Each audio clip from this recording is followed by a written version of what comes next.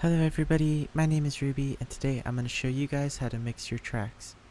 Today I'm going to be using FL Studio. The things we go over in this video will apply to pretty much every DAW that has a basic mixer, EQs, compressors, reverbs, basic stuff like that. Today I will be using FL Studio because it's more popular, and I will also only be using free or stock FL Studio plugins. Basically, mixing is what ties your track together. I have a basic house track here. I think it's house, I don't know my genres. And it sounds like garbage. It sounds really generic. I just made it super fast for this video, but we're going to make it sound less like garbage. So this works with pretty much any genre, but I'm going to go ahead and play this real quick so you guys can hear it.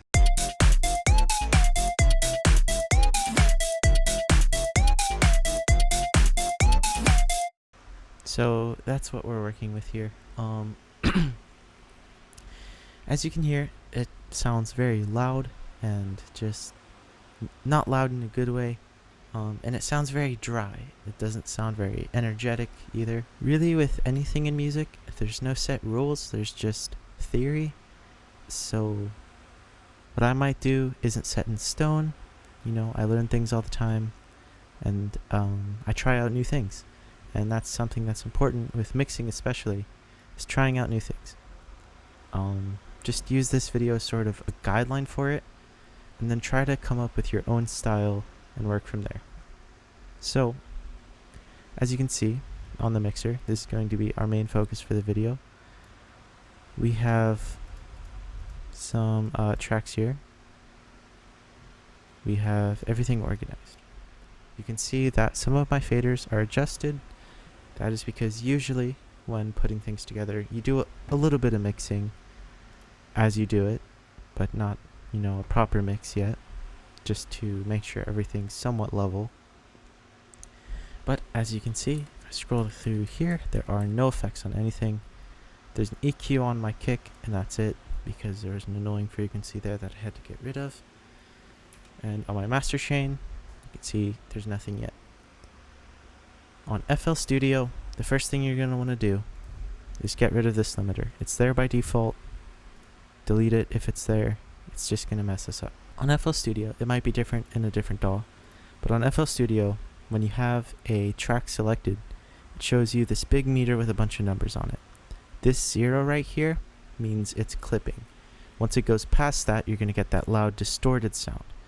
A lot of people call it bass boost, but it isn't always bass making that sound. What we want to do with mixing is bring it down so that the average is below 0. Usually, if you plan on mastering it, you want to get it right at this -6 mark. That way there's headroom for the mastering engineer to bring some more dynamics out of it. That's what we're going to be doing today. So yeah, on FL Studio, you can see if I solo the kick, you can see it shows that on the meter. If I click a different one, it doesn't do it, so it shows whatever you have selected.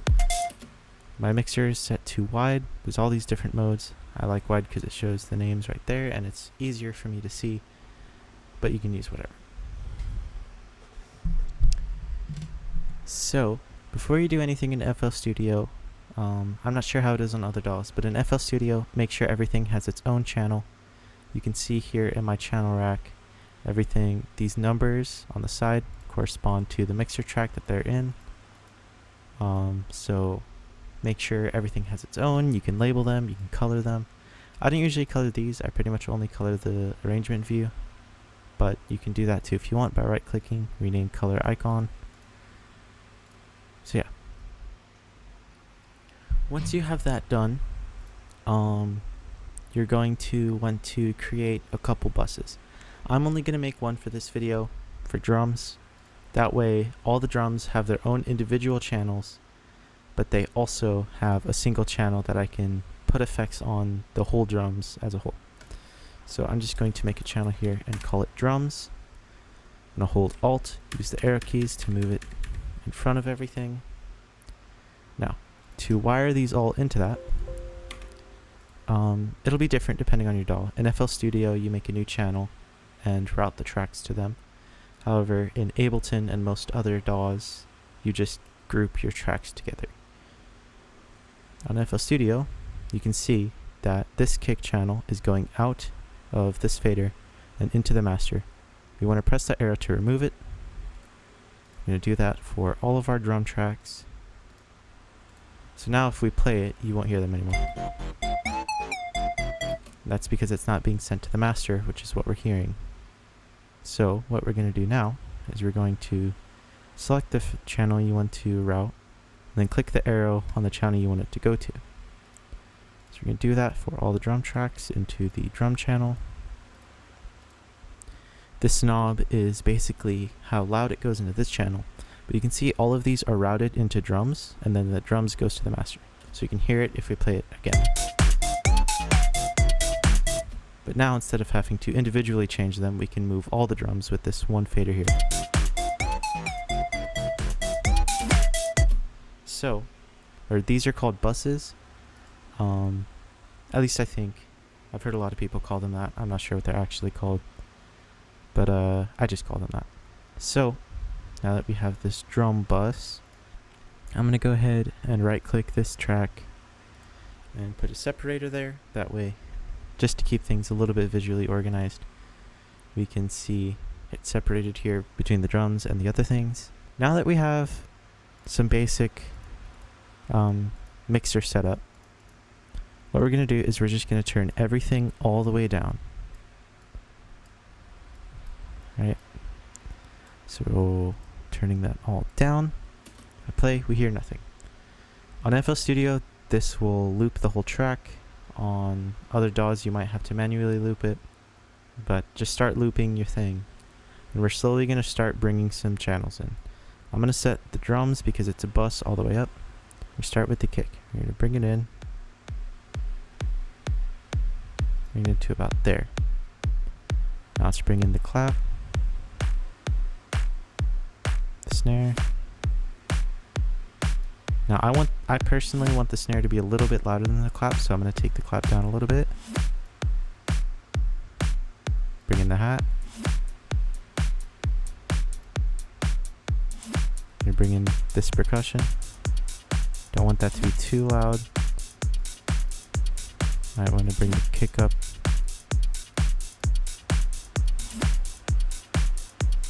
Bring this down a little bit.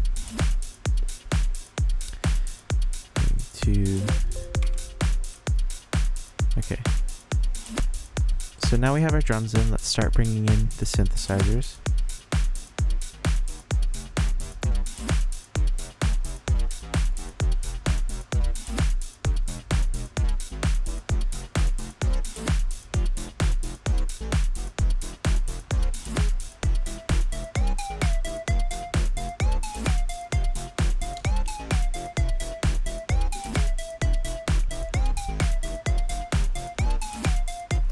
So already you can start to hear the elements of our track start to fit better because they're giving each other breathing room.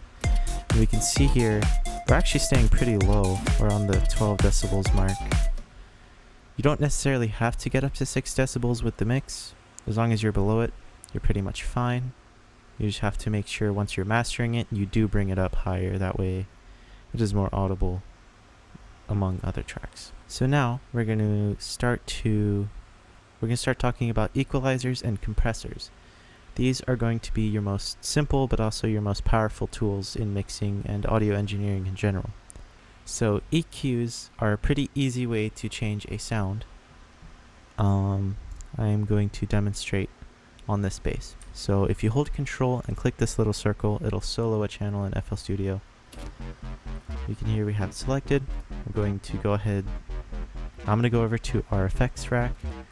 I'm going to put a fruity parametric equalizer on here. This is the default EQ in FL Studio.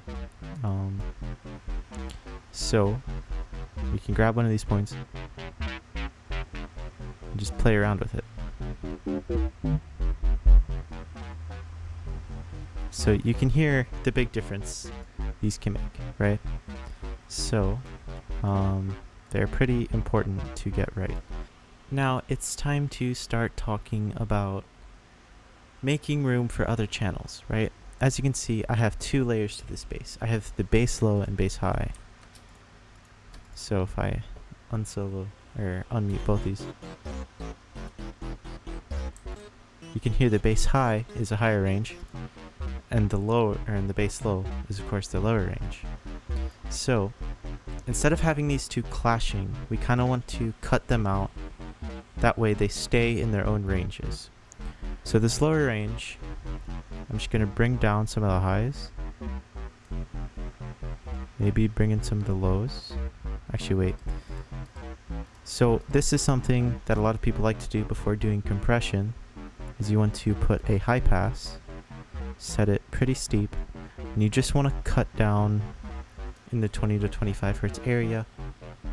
These frequencies right here are frequencies that humans cannot hear. However, your compressors still will. So if those start spiking, it'll make your mix muddier and it'll make your compressors start to sound weird. So I just like to cut that off on most lower end things. Then we can take another bell here, put a little boost on the bass. Maybe not that much. Bring down the mids a little bit. So it already sounds a lot different.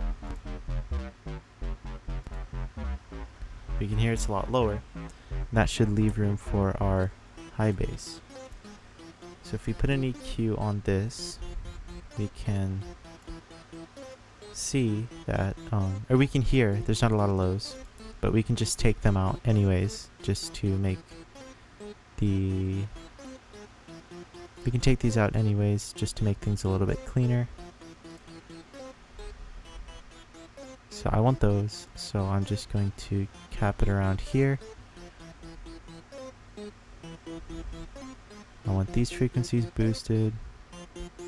Maybe these, just to make it sound a little brighter. And now, if we have these two, they kind of fit together a little bit better. This isn't the best example, but I'm just working with what I have here. So let's go ahead and do that with some of the drums. So the kick already sounds pretty good. The sample I was using is already pretty processed. Do you want to cut down those sub 25 frequencies though, just to keep things clean. And bring this over here, just like that. You can bring some of these down if you want it to sound a little more cleaner and processed. Clap here. We can just, if we want it a little bit brighter, bring that up. Take out the lows.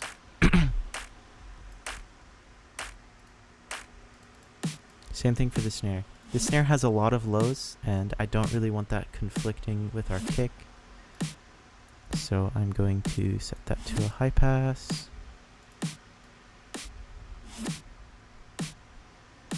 Right there. So our clap already has a lot of high end, so I might want to bring it down a little bit on the snare. And then bring up the mids. That way we have the bass on the low, the snare at the mids, and the clap on the highs.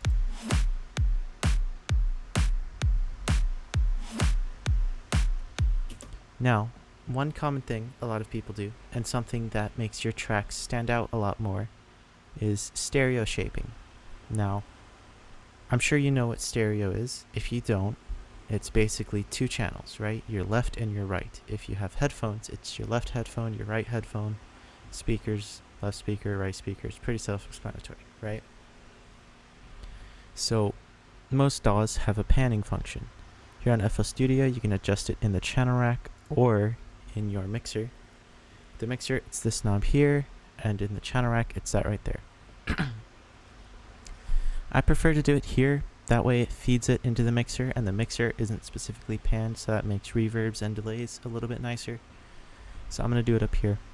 But if I solo this kick and I pan it to the left, you can hear it on just your left. If I put it all the way to the right, it's just on your right ear. Right click reset.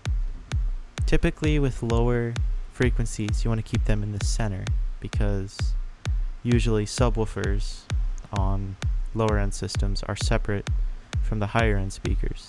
So they aren't really going to do panning that much. And of course, it can set a weird offset in your track. I don't really know what I'm talking about, to be honest. I just find it sounds better to keep it in the middle. However, especially when you're layering things, like this clap and snare, you can put the clap towards one side and the snare towards the other. Maybe bring the clap in a little bit, snare in a little bit. Part of mixing is keeping it subtle. Try not to overdo things because that always makes you sound amateur. I just realized I've been panning the hat. If we bring the snare over, there we go. Bring the clap over more. You can hear that difference already. So if you're bringing the kick, it has that sort of stereo sound to it. And then you can bring in the hat.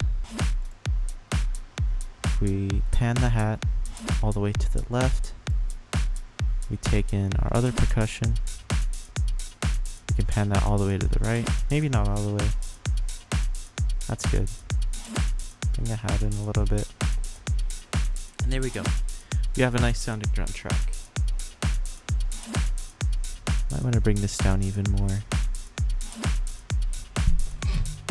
So yeah, there's our drums done. Oh, I forgot the synth lead. So this doesn't really have a lot to be done.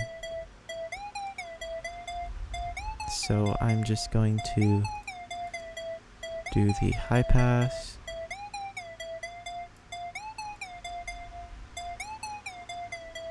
Kind of want to bring that down a little bit. Just bring it up in that area.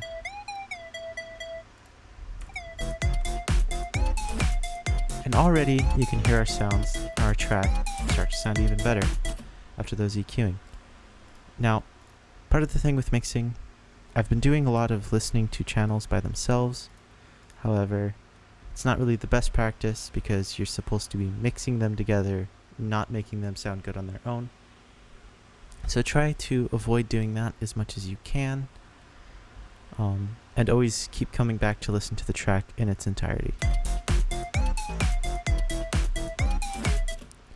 Now, because a lot of the samples I was using are already pretty processed, there's not a lot to be done in terms of EQing and compression, but it's still an important thing to talk about. So, let's go ahead and do some compression on our drums. If I solo the drums again, I'm going to add an EQ over all of them. I'm going to cut out the super lows again.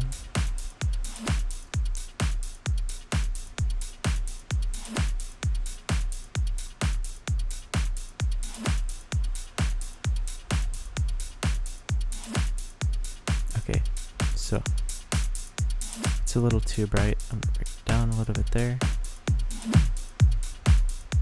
Definitely want to punch your low end. And just gonna bring down the mids here a little bit. That way we have more room for the warm synthesizers that we have going on. And now we're gonna get into compression. So we can add on FL Studio, it's called the Fruity Limiter. It has a compressor built into it. It does basically both. The Fruity Limiter does a really good job of displaying a visual so you can see what's going on. However, it is important to listen to what's going on because visuals aren't always what's best. What really matters is how it sounds. But these visuals here will help you to understand what it's doing to the sound. So if we hit play, we can see the drum track coming in. Now, what the compressor is basically going to do is it is going to take this threshold here. This is going to be like the maximum volume. And if we turn up the ratio, you can see it's going to start to bring it down. So anytime it goes above that line, if it goes louder than that threshold, it is going to pull it down, right? The envelope here, the attack and release, is how aggressively it's going to do that. Once it goes over the line, it's going to send a trigger to the envelope. The attack is how long it waits before doing it, and the release is how long it waits before it stops doing that. So if you bring this down really low, if I make this bigger so you can see the waveform better, we can see up here it's cutting into it a lot already. That's because our threshold is fairly low. If we bring it up, you can see it's gone. If you can hear me already, turning down that threshold just sort of glues the drums together. It's important to not overdo it. Turn up the knee a little bit to soften it. So yeah, if we turn up the attack, you can hear things are a lot more punchier, but the peaks are too short for it to actually do anything. So if we turn the attack down, you can see it reacts to it a lot faster. If you bring it all the way down, you lose that punchiness.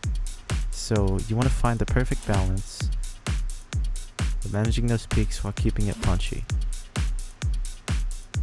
Same thing for the release. If you turn it down too much, it's going to compress way too much. If you turn it down, it starts to get more natural.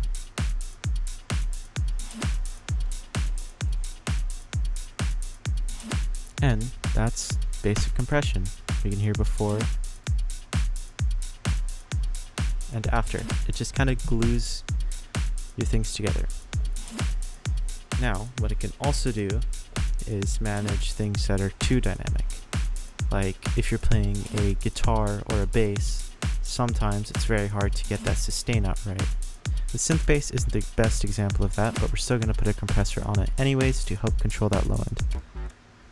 So if I solo this,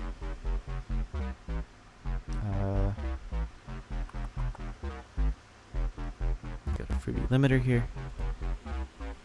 You can go ahead and pull down the threshold. I'm still on the drum channel. Oops. Can put a fruity limiter. Put a fruity limiter here. Switch to compression mode. Pull it down. You can already see there's some variation, but if we want to keep that all the same, we'll use a compressor for that. Bring the ratio up. Play with the attack. Bring the threshold up a little bit. Relax it on the ratio. That way it's just doing a little bit to kind of just make it sound a little bit better.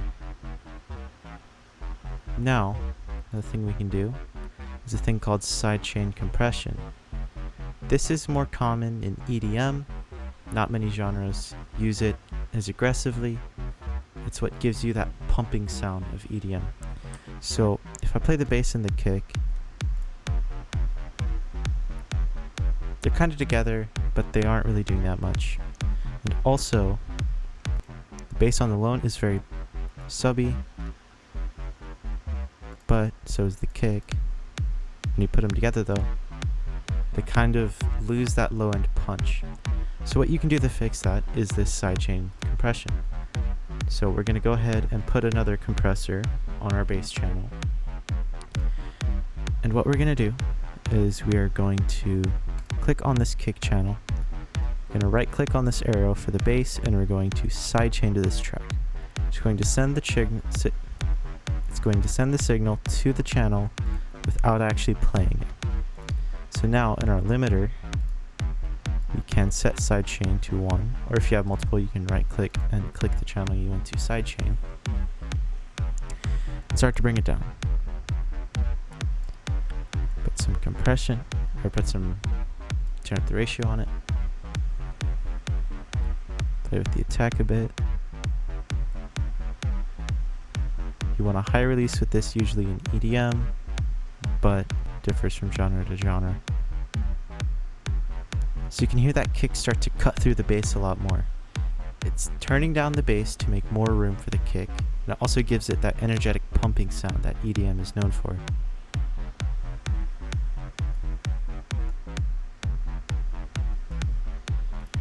Now the kick might be too aggressive on the high end, so I'm just going to turn it down a little bit with an EQ. And now you can hear we have that pumping sound. And we can also do that to our bass high layer. Right click, sidechain, take the compression, pull it down, the ratio on it, kick sidechain.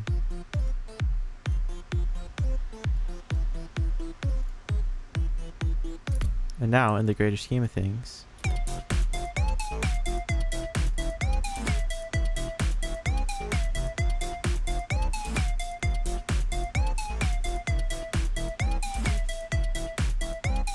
now the things start to mesh a lot better. So, now that we have EQing and compression down, let's talk about things like reverb and delay. These things that are going to add some ambience or some space to your track.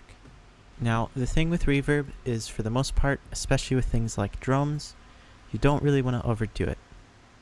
If I put a reverb on the drum channel, let's just do good old fruity reverb.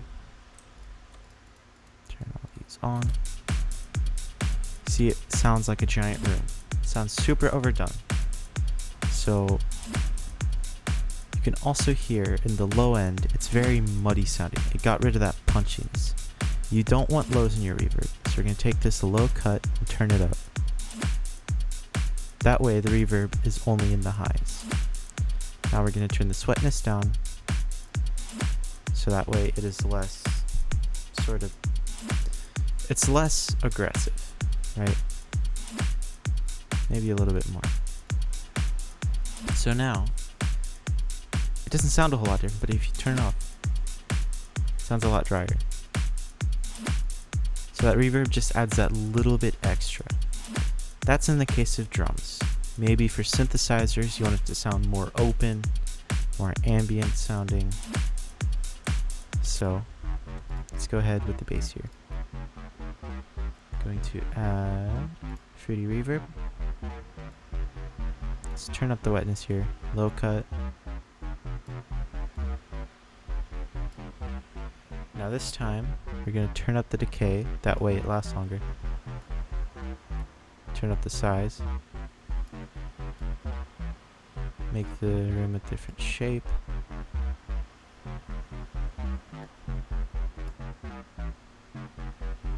And now,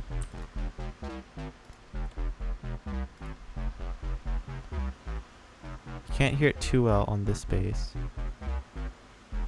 but it sounds a lot like fuller of a sound. And we can also do it on this bass high.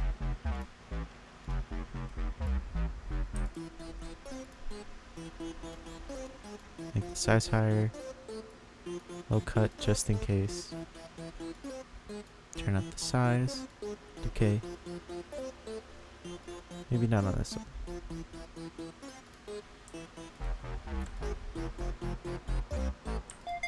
Now this one right here, before I do a reverb, I want to add a delay.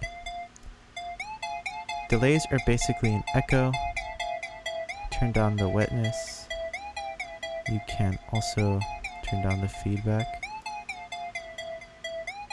I like ping pong, and I like to put it on double time. I think it just sounds cool for these kind of things. Turn down the wetness a little bit more. So you can see already it makes it sound more ambient. Of course, we put a reverb on there. Low cut, size, decay.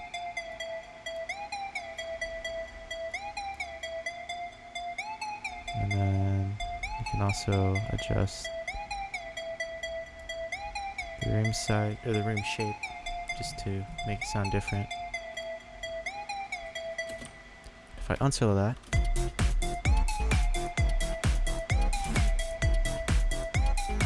maybe that reverb's a little too aggressive.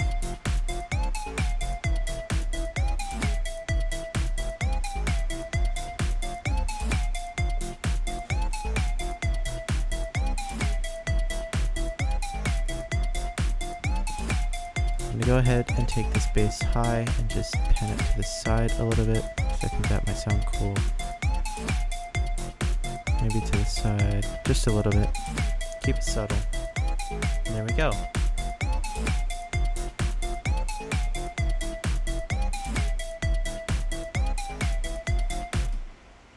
Our track sounds a lot better and a lot more polished than it did before.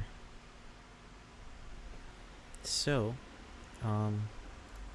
these are some basic mixing tips. Real quick, before I go, I want to show you guys something pretty important with basses.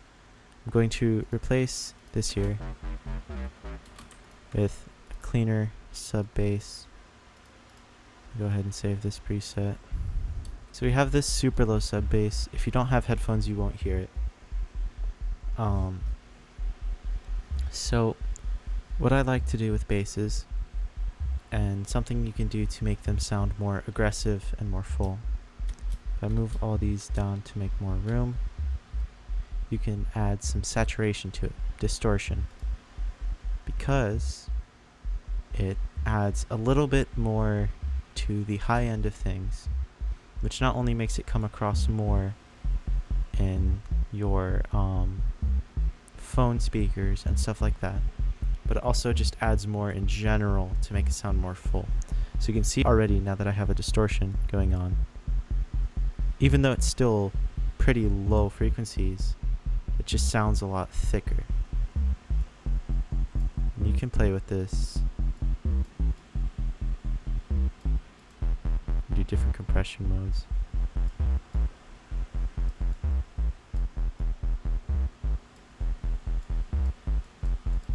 I like this one more.